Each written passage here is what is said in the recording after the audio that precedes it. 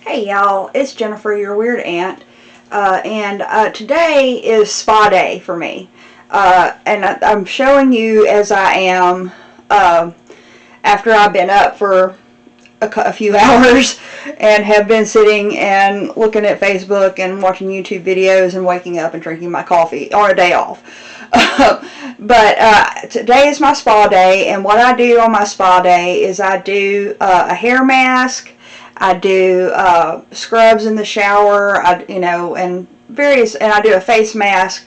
I do this once a week, usually on one of my days off, and it's a great way for me to it's kind of my self-care thing that I do, and I try to make myself feel better about the world, and I feel cleaner, and and it just kind of like a little bit of a self-pampering kind of thing that I like to do.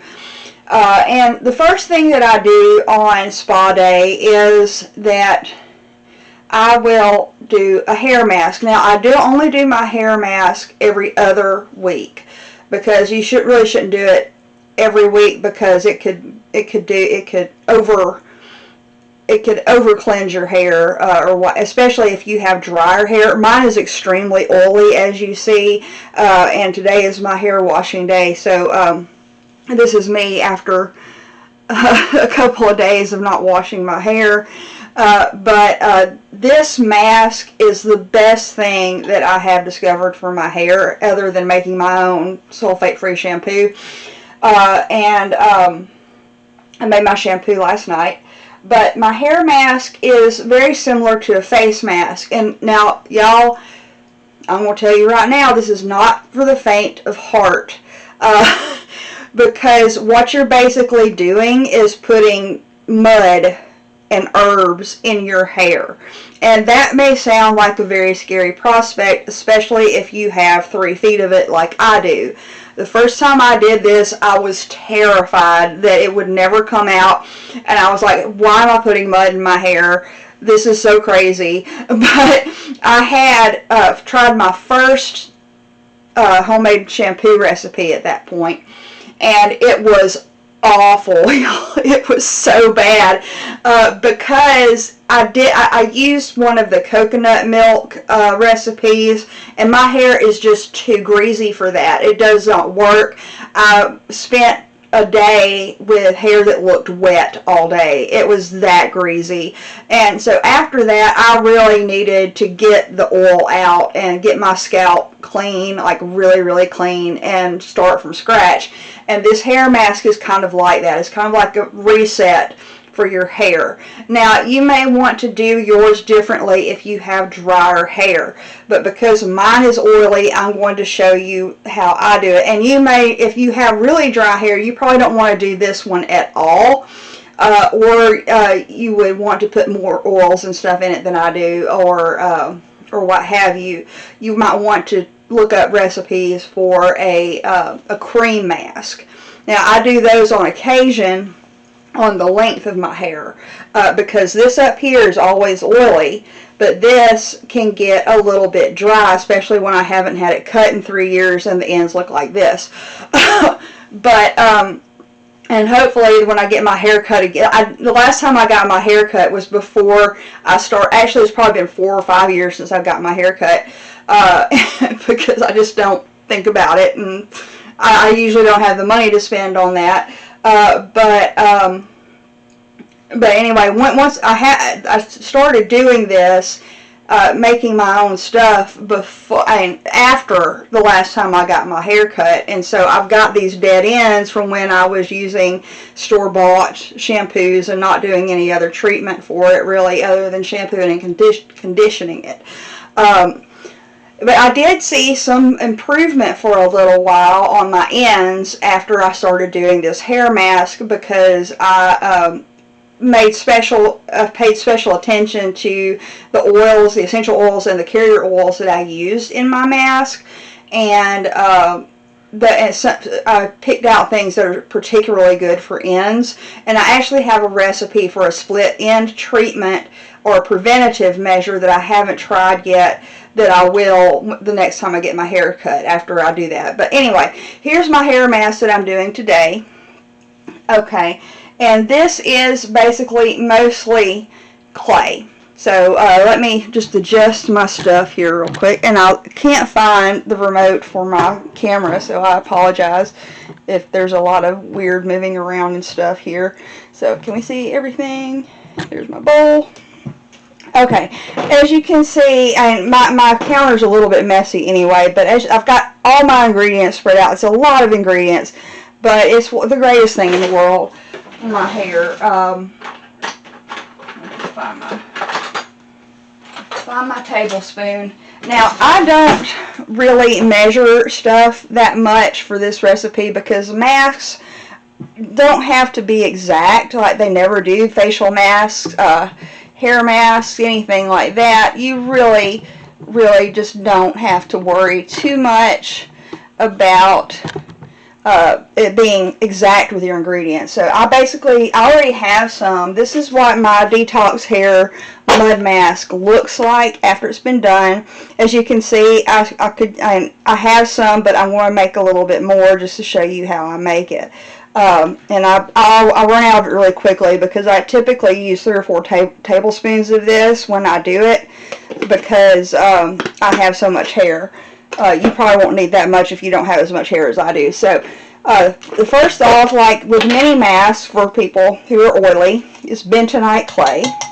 And again, as I said in my video about my powder foundation, you want to try to avoid metals when using metals when you use clay in recipes, because the metals will affect the ionization of the clays and they may not work as well. So, but here's bentonite, and I'm going to use some white kaolin in my hair. I'm going to use a little bit more of that than I typically do because it's getting cooler and my hair dries out a little bit. It's not as oily as it is in the summer. And so white kaolin is a very, very mild clay, and it's really good for sensitive skin. And if you have drier hair, then it's probably going to be the best choice for you. That one and green clay, French green clay, which has some, which actually has like some seaweed and things like that in it because it's green clay. And I put 2 tablespoons of that in there. Let me see, Razul clay. Razul clay is very good for sensitive as well, but it has a little bit more cleaning power to it. And so I'm just going to use a tablespoon of that. Okay, and now on to the fun stuff.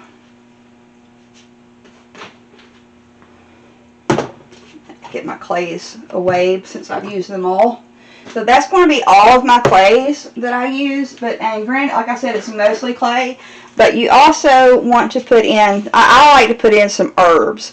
Now, if you are ever going to do this mask or any kind of scrub in your shower that has herbs in it, you need to get you a little hair catcher for your drain. It will save you so much pain and misery later on when your drains start to clog up. And I have to have one anyway because my hair is so long, and when I lose hair, that's where it goes.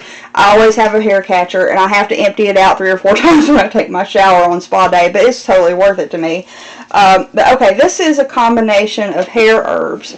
I actually, when I make this, I use a coffee grinder, an electric coffee grinder, to grind up these herbs, and this mixture contains oat straw, which is high in silica and is very, very good for your hair, and it also has horsetail, which is wonderful for your hair, as well as nettle.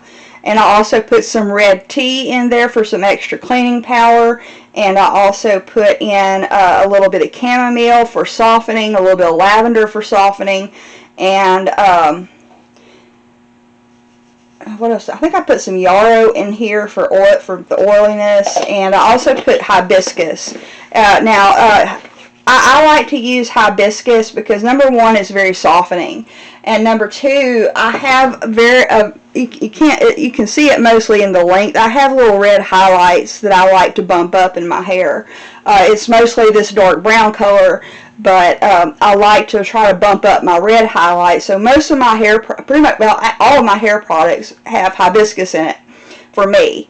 And it actually does an amazing job. And also red henna, but henna is one of those things, of course, you know, you can dye your hair with it, but I only keep this on for about 45 minutes, and I use the red henna just as a little bit of extra reddening, a little bit to it. And henna is so good for your hair.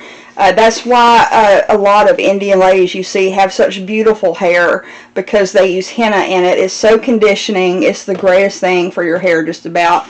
And beer powder, or beer itself, is also extremely good for your hair. And instead of buying beer, I get beer powder. And I usually use about a tablespoon. And like I say, I'm not measuring, as you can see. I just really kind of go to town when I do these masks. And I'll link the original recipe that I found when I started doing this down below. But of course, me being me, I have added to it and changed it and made it my own. And here's my hibiscus powder. It is, I don't know what it is about this hibiscus powder I've been getting lately. Every time it has been redder and redder, and look at how beautiful that is. And I'm really hoping that's going to help bump up my red really well. So there's most of what I want to put in there. And again, I'm using a plastic little whisk and a ceramic bowl. And I'm also going to put a little bit of matcha. Not much. Matcha, of course, is a good astringent. It's good for oiliness. And I'll put a little bit in there. And you could also use spirulina, which is very healthy for your hair as well. It's got a lot of conditioning powder, and I do use spirulina sometimes. And also, here's some honey powder. Honey is one of the greatest things in the world for both hair and skin, because it's got antioxidants. It's antibacterial by nature. And although I put some agave nectar or some honey in it when I actually mix up the mask, I like to put a little bit of honey powder in there too, just for that little added oomph. And I think that's everything. Yep, I put everything in there that I want to put in this time. And I vary this depending on the season. Like I said, in the summertime, my hair gets really, really oily, but in the wintertime, it dries out a little bit, so I alter the things that I use. But there is your base for your mask, and this is all, like I said, this is all clay powders and herbs. I may want to put a few more herbs in there. I didn't put any in there. And I want to reiterate, get you a hair catcher for your shower if you're going to do this. Alright. Oh, it smells so good. Another thing I love about using herbs in my skin and hair care is just the smell. Everything smells so clean and pretty, and I just love it. I'm a big smell person. It's kind of a big deal for me. Alright, so I think that's going to do it. And what I do with this is,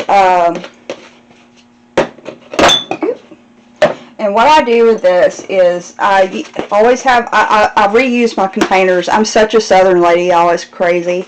But I use my Greek yogurt container for this, and I basically just store it, and I use a few tablespoons at a time, and this will last me quite a while. Now, granted, it will probably last you longer because if you don't have as much hair as I do.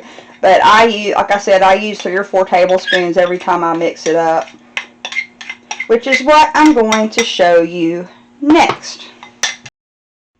Okay, so I've gotten all my stuff together for mixing the actual mask that will go on your hair. This is basically how this works, is you take a few tablespoons, however many, depending on how much hair you have, and put them in a bowl, and then you add your liquid ingredients. That way your mask will it will last longer. It's not going to expire, anything like that. And I forgot one ingredient. Hang on one second. Okay. Alright. So, again, this is for me. This is for my oily hair, which has not been washed in a couple of days. And so that's what I want to focus on, is getting the oil out, but also softening my hair and helping with the frizz that always happens this time of year, because I also have wavy hair. I usually start with my oils first. Kukui is a really good oil for people with greasy hair, because it is conditioning and it will provide the moisture that you need, but it won't provide too much. So I want to put just a little bit of Kukui in there, because I want to put several others in there as well. But there's that. Moringa. Is that my moringa? Yeah, that moringa oil is wonderful for split ends, and mine are already split, but actually you can actually kind of improve the appearance of them with certain ingredients, and that's what I've been doing since I haven't had my hair cut in so long. But the moringa is really good for split ends, but it is pretty rich, so you want to be a little bit limited with that. If you have oily hair, you might want to use more if you have drier hair. Also, argan is a really good, is probably the best oil for hair. It's great for growth and conditioning. I'm not going to use any this time because my hair is quite long enough. Thank you very much. And what I'm more interested in right now is getting the oil out and taking care of the dryness and the length. Okay, and I'm also going to use some camellia seed, which is basically tea seeds. Camellia is another one that is not going to make your hair too oily, but it's going to give you the kind of the light moisture that you need. And I'm going to put a little bit more of that than I might typically for the other oils. Okay. And I'm also going to use my own hair oil infusion. I believe, I can't remember what all I put in this, but typically I put, again, horsetail, nettle, oat straw, let me see, I think hibiscus, of course, probably some lavender and chamomile, and let me see, what else did I put in there? I can't remember, but anyway, oat straw also, and I believe that this is in sunflower, and I think I may have put a little bit of argan in it, and honestly I can't remember. It's been a while since I made this. My oil infusions typically last at least a year, because you don't use a lot of it at a time. I only use my hair oil in this mask and in my conditioner, and I use it in very small amounts. But anyway, there's my infusion.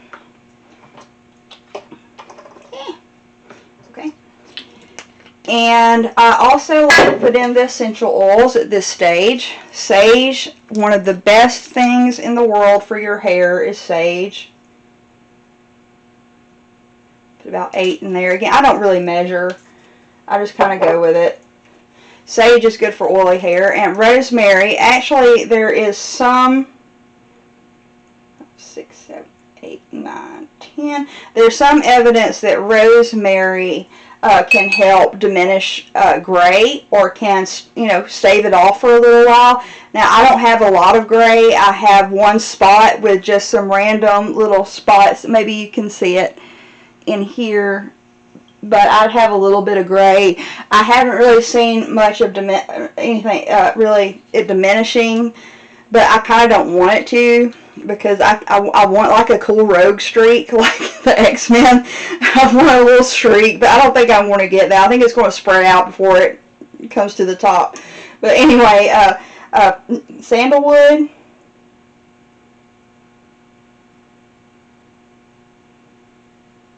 Okay, and I use 15 of that because sandalwood is one of the best essential oils for split ends. And that's why I always use sandalwood in my hair products for myself.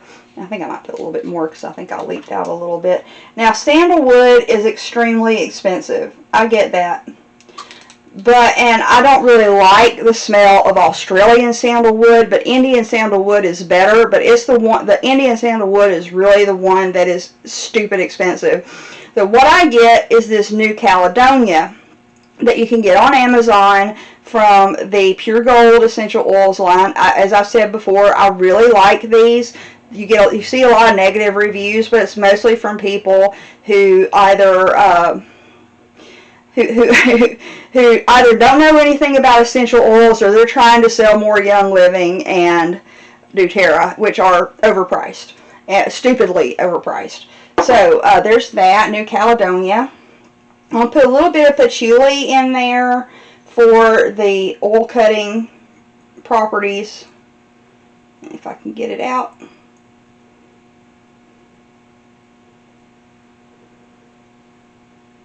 Put about 7 of those. Okay, and cypress. Cypress is one of the best things in the world for oily skin and hair, and but it's not too harsh. I'll put about 13 in there. Mountain Savory. Oh, I love Mountain Savory. I love how it smells. It's not for everybody. It's a very strong, herby kind of smell.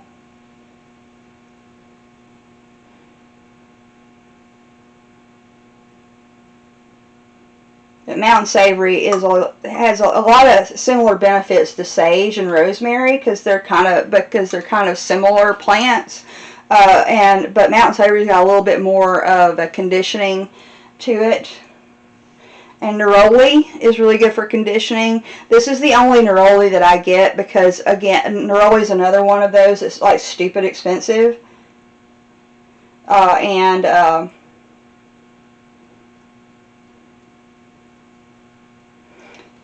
but I love how it smells in my hair, for one thing. But neroli is basically orange blossom essential oil. Again, it's stupidly expensive. This is the Hannah or whatever, however you want to pronounce it, that you get on Amazon. I usually only use these for fragrance because I don't think that they're as pure as they could be because the prices are suspiciously low. But this has got the benefits of neroli for your hair are similar to a lot of the other ingredients that I use. So mostly I use this for the fragrance. I get my Mountain Savory, and I actually forgot my tea tree. Tea tree, the miracle of all essential oils in my mind, is so good for so many things. I put it in practically everything. I put 20 of those. And again, it's wonderful for any kind of oily skin. It's even good for all types of irritation. It's just the greatest thing. Okay, and the last thing is Agave Nectar. Agave has similar properties to honey, but it's a little bit lighter. And I love to use it on my face. It's great.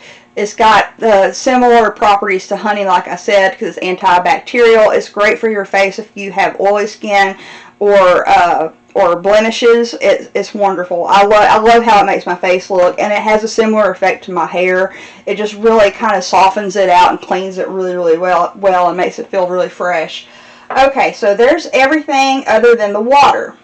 So I forgot. This is my rosemary hair tincture. I'm out of my VG one, but this is an alcohol one. You might want to avoid any kind of alcohol tincture if you have dry hair, but because mine is oily, I can get away with alcohol. This is a tincture I made myself, made up of most of my hair herbs that I use, that I showed you earlier. Basically you just let it sit in a jar in some alcohol for 2 or 3 weeks, and you have a tincture. So I'm going to put some of that in there just for a little bit of added benefit. And now the water. I use both aloe. If you have dry hair, you really want to try to use aloe, because aloe is so good for dry hair. It's good for all types of hair, but aloe is another of those miracle ingredients that does so many things that are good for you, good for your skin and your hair. But I'm putting in. I'm out of my hair water. I meant to make some yesterday, but I didn't get around to it. But I'm going to use some softening aloe that I made for a hand cream. This has got hibiscus, I believe, and chamomile, and I think I may have put some lavender, maybe some comfrey in it. I don't remember, but I made it for a hand cream, but it'll work for my hair too. Because again, I want to get it good and soft for the winter time. I'm not putting much in there. And the best way to go about this is to put a little bit of liquid at a time and see how it does.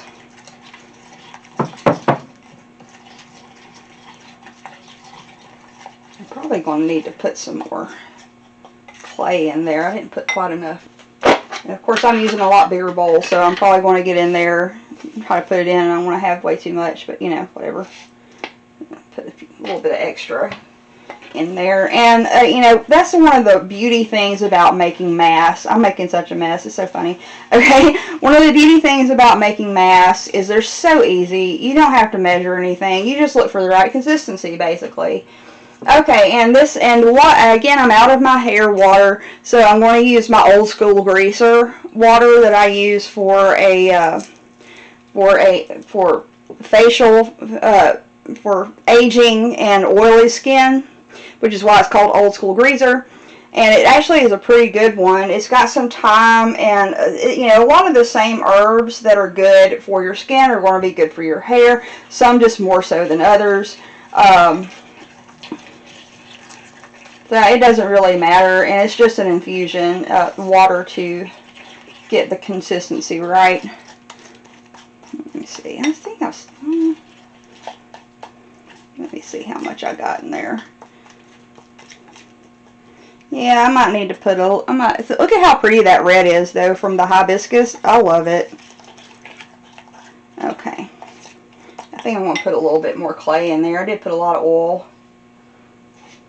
And another thing about, especially if you do this method and just have the powder part made in advance and just do the liquid later, you can just, you know, play with it and add stuff until you get the right consistency. And for this hair mask, it needs to be a little bit thicker than a facial mask might be, because you don't want it to drip. Now, you're going to be wearing a shower cap, but you don't want it to drip. And so this right here is probably about actually, I probably could use just a little bit more clay just to make it slightly thicker so it won't run down my face. Yeah, that's going to be about perfect. Okay, so there's your hair mask. And I am not going to embarrass myself by showing y'all how I put this in. It's just basically grab some in your hand and smear it on your scalp first, and then go down to your roots. You mostly need to focus on your scalp, though, especially if your skin is oily, because that's what this is treating, is your scalp. If your scalp is healthy, your hair is healthy. So basically what I do is let me move up a little bit. Basically what I do is I start up here, and you do want to wet your hair before you do this. Just don't get it wet, but get it damp. And I start up here, and I go all the way down. I get the sides, and then I'll kind of flip over and start smearing a little bit in here, and I'll start wrapping it up. And then when I get to my roots, I make sure that's usually when I use most of the rest of it that's left after what I've already done. And I just put a lot on my roots because I want those to be treated. And then you just kind of, if you have long hair, you just kind of curl it up on top of your head, spritz it again with some water, and then put a shower cap on and let it sit for 45 minutes. I usually go 45 minutes to an hour. You can go 30 minutes. It really depends, especially if your hair is drier. You might want to start with 30 minutes, 20 or 30 minutes. But I go 45 minutes to an hour because my hair is so oily. And I just kind of hang out and watch my TV or watch YouTube videos until my timer runs out. And I will show you how it looks right before I get in the shower, and I'm going to tell you a little bit about some of the products that I make and use on spa day for my shower. So I've got my I've still got my mud mask in on my hair. I got my shower cap on, and throughout my more than 45 minutes a day, because I got sidetracked doing other stuff, I take a spray bottle of one of my infusions. It's usually my hair infusion, which has the same herbs that I basically used in my mask, but I actually am out of it. Didn't make any yesterday like I meant to, and so I've been using my rose and lavender. No, I think rose and lavender water, which both of those are good for your hair as well, and an aloe I think I put in here too, but I don't remember. Anyway, and what I do is I go under my shower cap and spritz it to keep it wet, because you don't want it to get completely dry. I'm going to tell y'all, this is not for the faint of heart. If you're weird about your bathroom getting dirty, or if you're worried about tile or something like this, then you're going to get, if you do it like me anyway, if you're messy like I am, and never really too concerned about perfection, then you're going to get bits of your mask on the floor. You're going to get it on your wall, which I do, because my wall is like right here, because I have a tiny bathroom. But you're going to get it everywhere. And what I do is I just immediately sweep it up, and it's fine, clean it off. But if you're really worried about staining, especially if you're going to be using hibiscus or black walnut powder to bump up your color, then you might want to spread like an old garbage, like a garbage bag down, or a tarp or whatever before you do it. But I don't worry about that. I just clean up right away and it's fine. I've never had anything stain. So, but anyway, I'm about to get in the shower, and I'm about to do my spa day. I love spa day because it's a chance for me to focus on my self-care and to kind of feel really fresh and ready for my week to start. And that's why I do it on the weekend. And I'm just going to show y'all some of the products that I use, that I make for myself, and I can make for you if you're interested, that I use on my spa day. So, of course, my everyday shampoo. I make my shampoo and conditioner from, this is actually not a bottle, but this is a reused bottle, but that has been washed in alcohol, But anyway, I use a shampoo base, but I add a lot to it. I add, in my shampoo, I usually add beer powder, hibiscus powder, which is why it's so red. I also usually put in some extracts and some essential oils in my shampoo base. And the best way to do that is to just put it in the microwave for 30 seconds to a minute. Throw in your powders and stir it up. You might need to use an immersion blender, which can be a little bit hairy when you are using a bubbly solution like this. But if you just let it sit for a while, then it'll eventually calm down. Which is why I always do it the night before, at least. But anyway, this is my shampoo, and I use a sulfate-free base. And here's my conditioner, same thing, only I do add a few other like hair oils, like the camellia seed, and I think I put some argan in my conditioner this time, and moringa and things like that. But I don't put a lot in there because you don't want your hair to be oily. So there's my shampoo and conditioner. And after I do my shampoo and my conditioner, I this is my Bark and Roots facial scrub. This is the one I make for myself, but I also make one for customers that's really wonderful. It's a facial scrub. You only want to use it once a week. You don't want to use it every day, even if you have oily skin. But what this contains is, I believe I've got white willow bark. There's green tea in there. There are all my facial herbs are in there. I also have a few extracts and some essential oils and some carrier oils. I think mostly I used my facial oil, which has sunflower seed oil in it, and Let's see, what else did I put in my facial oil? I don't, now coconut oil, a lot of people like coconut oil on their face. Now, I really don't recommend it, even for dry skin, but if your skin is very dry, you might can get away with it. But the reason for that is coconut oil is a 4 on the comedogenic scale, and that means that it's really bad about clogging your pores, and that just makes matters worse. Now, if you have oily skin, you really want to avoid that. The best carrier oils for oily skin are sunflower. You might want to use, I really like hazelnut oil. I also like castor oil. I also use rice bran. And hemp seed is wonderful, is one of the best ones for oily skin.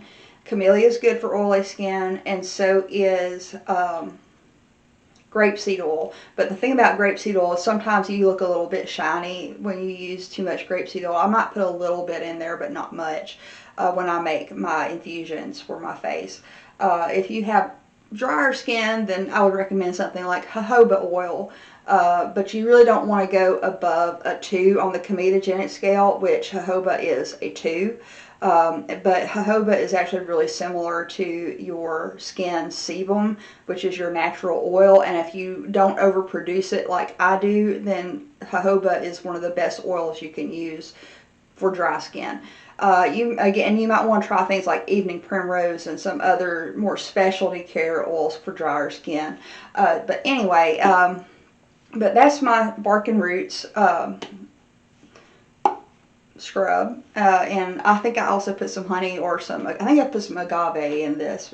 Okay, I use my face scrub, which I only use once a week, and then typically, I use my face wash, which is a lot of matcha, and I will show y'all. I meant to do a video on how I make my face wash, but I just didn't feel like it when I made it, and I really needed some. So, but the next time I make it, I will do a video of it. But it is my favorite thing in the world. This is a combination of 2 recipes that I found online that I've kind of put together.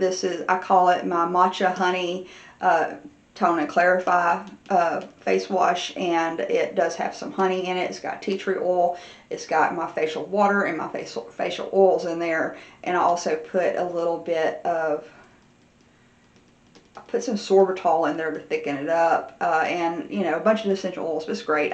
This is my face wash, and then I wash my face and do my conditioner and all that, and then I shave with, I don't have any of my shaving cream ready, but I do make a shaving cream that's wonderful.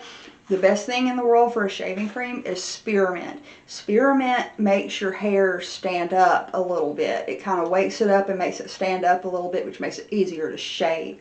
And I also use a shaving oil, which I specifically make for shaving products, and that is grapeseed oil, because grapeseed oil's got a lot of nice slip. I also put some clay in there. I believe I usually put French green clay because that provides some glide as well. And Irish moss powder, which also supplies some glide. And I also do soap nuts in there because soap nuts are really conditioning and a really wonderful thing for shaving cream. And basically I just take the shells and I throw it in my oil and let it steep with the rest of it, my stuff.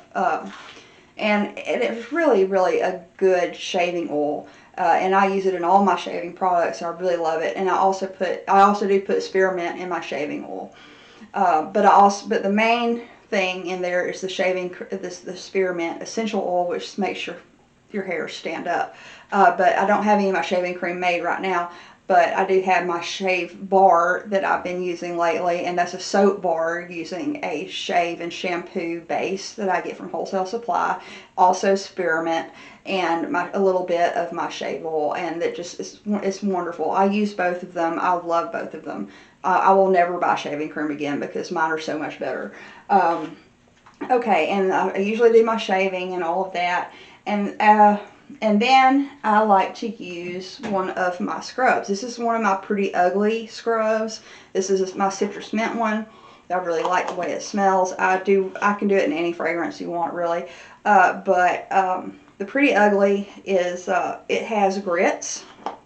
It has ground rice, ground oats. It's got 3 different types of salt: black, Himalayan pink, and sea salt in there. And I think I put a little bit of pumice powder. You don't want too much pumice powder for anything but your feet.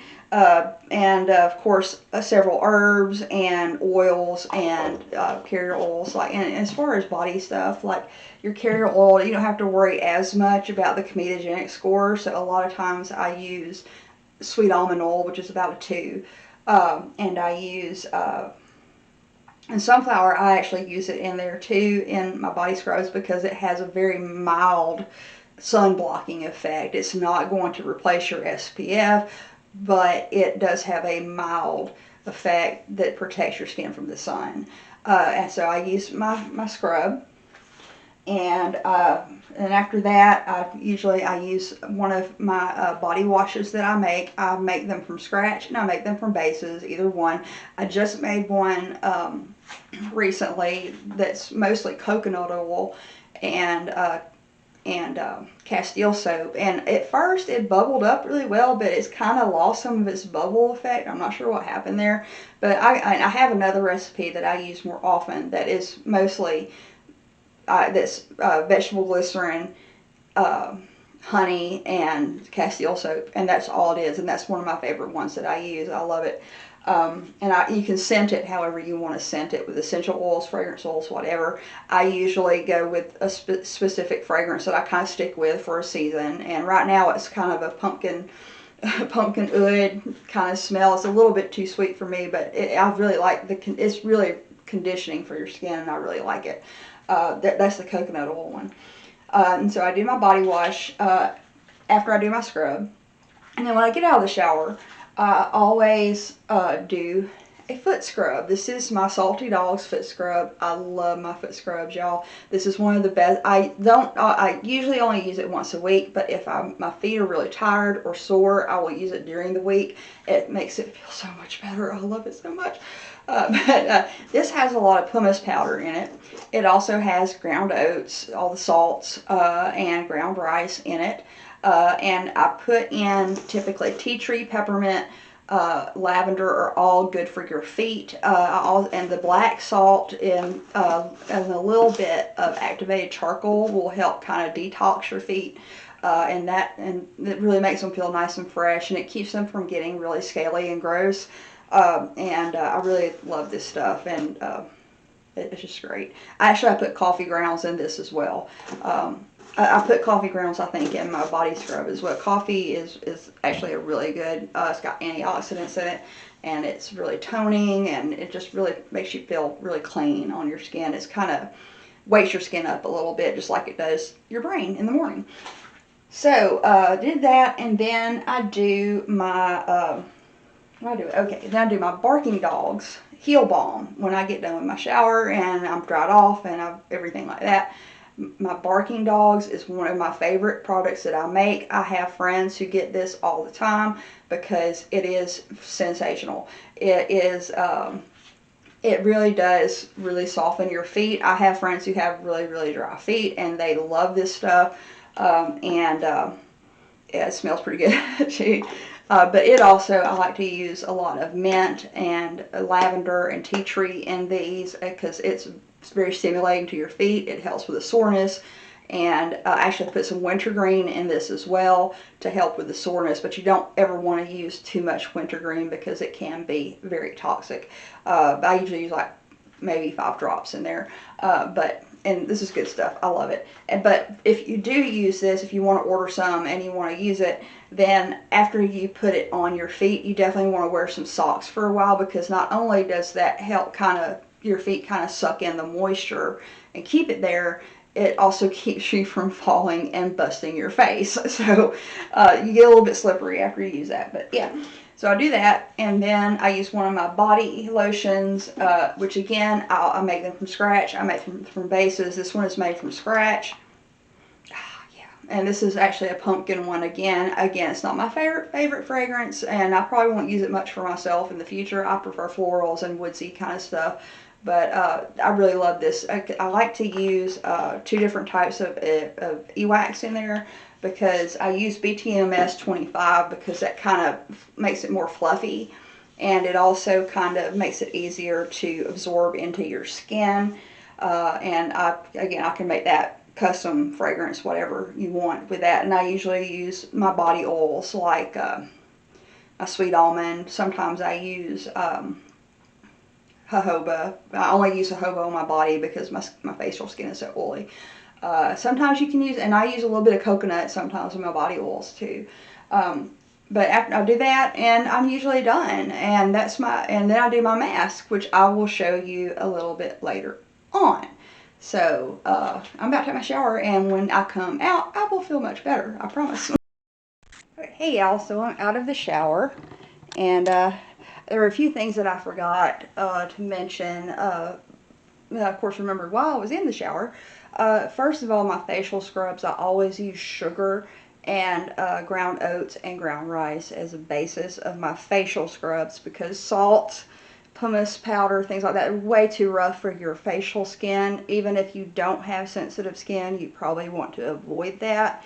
I have soy scrub as well, but I haven't tried it yet, but I don't know how well that would do in a facial. I tend to go with things that are milder, like sugar, and so I do use sugar as the base in my facial scrubs.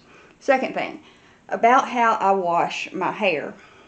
Now again, if you have drier hair, you may want to do your entire head, but because mine is so oily and that oil comes from the top of my head, I use an apple cider vinegar infusion that I make. It has the same hair herbs as the other things that I've shown you today, and it's just that you just throw those herbs in with a bunch of apple cider vinegar, let it sit for 2 weeks, and you have your hair rinse. Now, why apple cider vinegar is the best thing for your hair is it resets the pH of your hair. So what I do is when I do my hair mask, after I've rinsed it all out, I always put the apple cider vinegar rinse all over my hair, let it sit while I do my facial scrub, and then I rinse it out, and then I shampoo my hair. Now, after I shampoo my hair, I condition it, but I only condition from here down to the roots, or to the tips. I start at the tip because that's where I need the most conditioning, and then I go up a little bit from there and re-smooth it all the way down. I have to use a lot of conditioner just because my hair is so thick and I have so much, but I leave the top of my head. I don't use conditioner on the top of my head anymore. And again, if you have dry hair, you're probably going to want to do that, but if your hair is oily, I highly recommend this method. So instead of conditioner on the top of my head, I use that same apple cider vinegar rinse, and that helps to detangle, and that resets your pH, and that keeps the top of your head or your scalp from getting too oily. I forgot what I was about to say. But in any case, now because my hair is oily and it can take a little bit more oomph, I just use straight apple cider vinegar applied through an atomizer. Now, if your hair is a little bit more fragile, if it's drier, then you want to do half apple cider vinegar rinse and half water, and that will probably be better if your hair or your scalp are sensitive. And if you have dandruff. If you have dandruff, the best thing in the world for dandruff is apple cider vinegar. In that case, what you want to do is you want to combine it with water, half and half water and apple cider vinegar, or depending on your hair type, you may want to go up on your apple cider vinegar.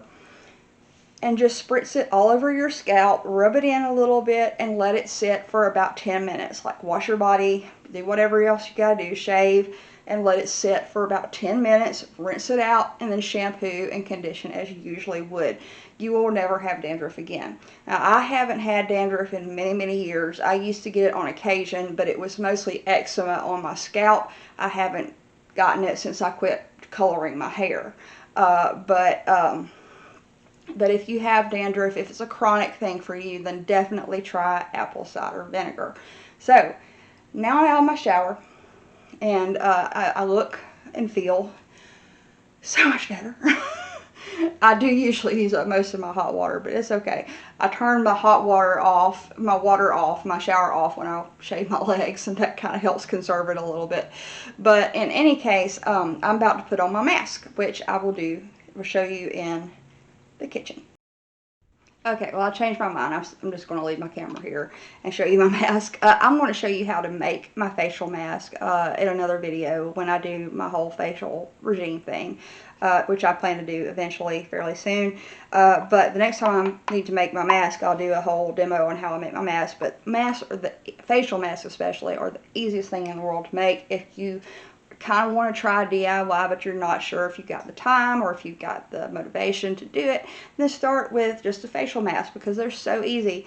All basically this is clay, herbs, just like my hair mask, clay, herbs, carrier oils, water, and essential oils, and that's it.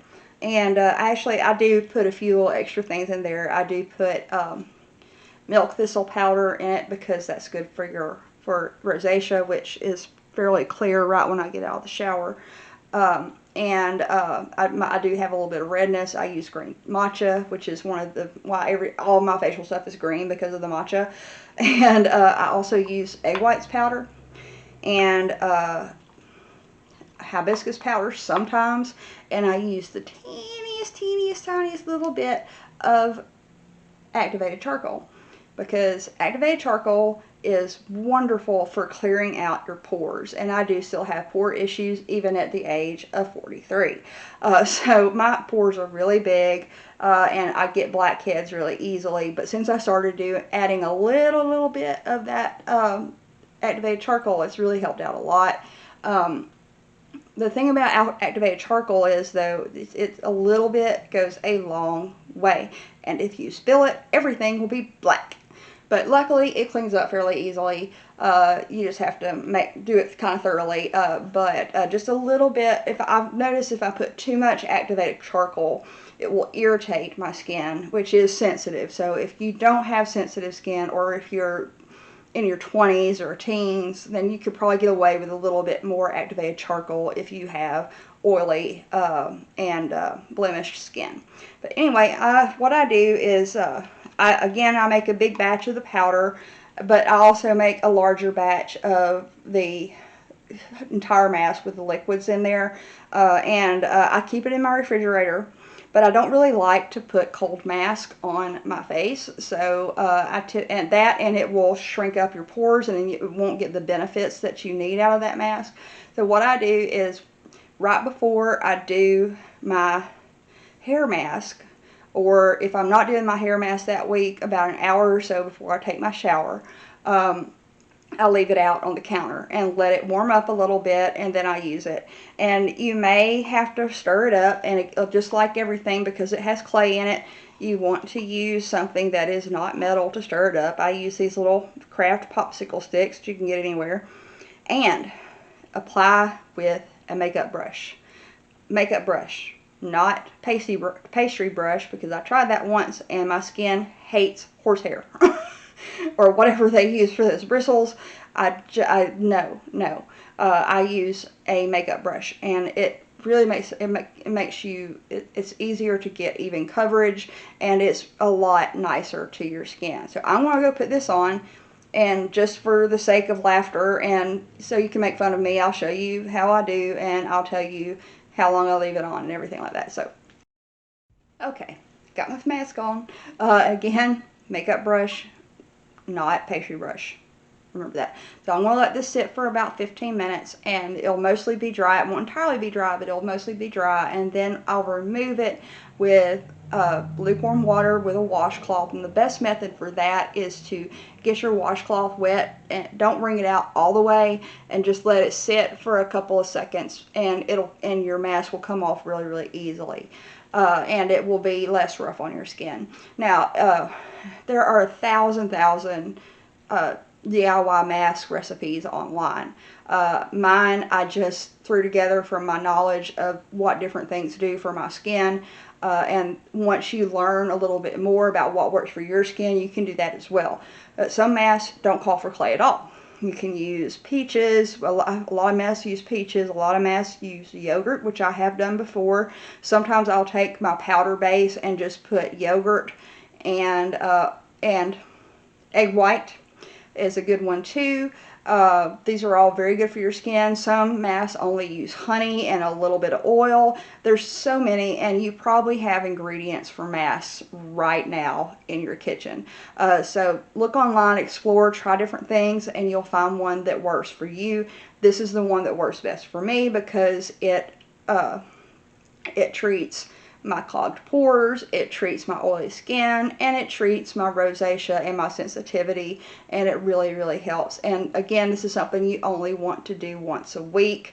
You don't want to do it every day because it could really strip your skin of oils that it needs, or it could make it overly greasy. There are all manner of bad things that can come from using masks too much.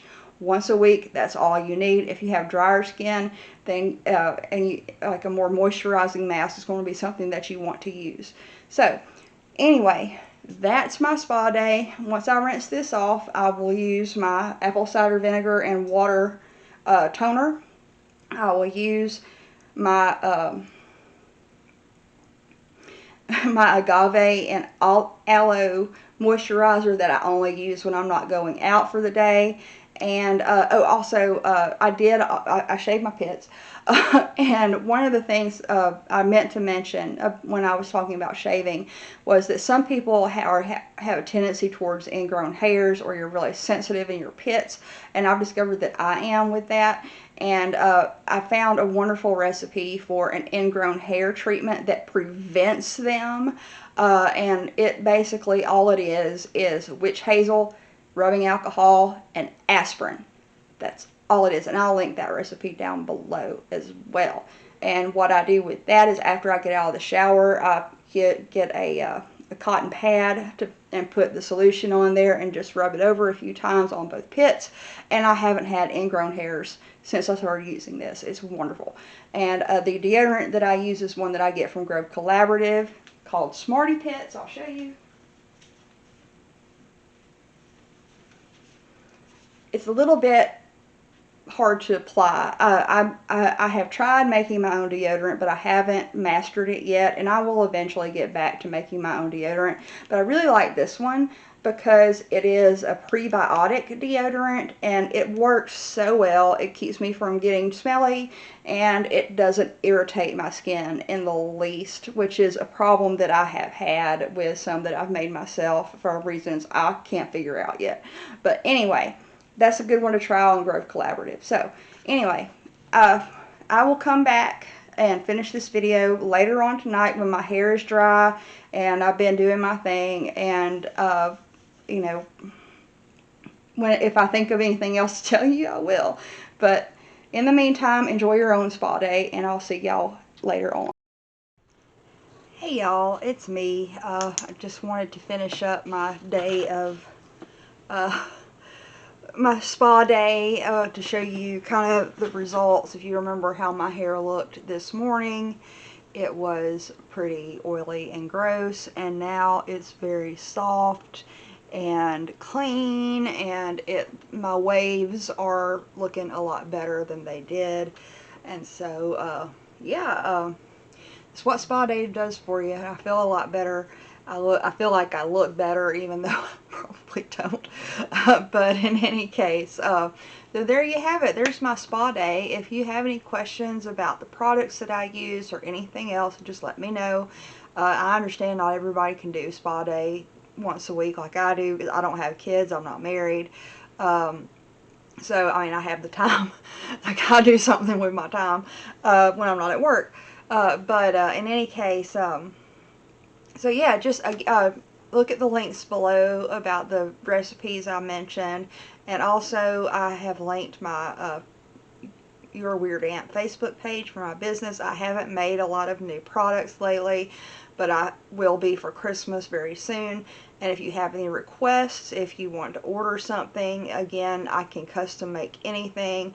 If you don't see it on the website, I can probably make it. Just send me a message and let me know. So, okay, so thanks so much. Bye.